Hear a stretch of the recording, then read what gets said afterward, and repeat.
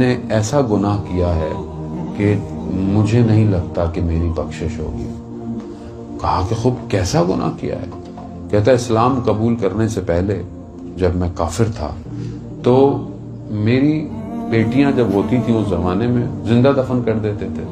کہا میں نے اپنی 3 بیٹیوں کو زندہ دفن کر دیا جب پیدا، چوتھی ہوئی جب پیدا تو پھر میں نے کہا کہ یہ چوتھی بھی ہو گئی، یہ پھر مشکل، تو میں اس کو لے کے جانے لگا تو میری زوجہ نے دیکھا کہ چھوڑ دے اس کو۔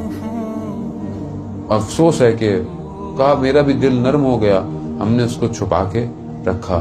جب وہ 3 سال کی ہوئی تو مجھے ہر وقت یہ گلٹ رہتا تھا، کیونکہ زمانہ ایسا تھا، اس زمانے میں یہ چیز بے عزتی سمجھی جاتی تھی کہ بیٹی جو ہو وہ گھر کے اندر ہو۔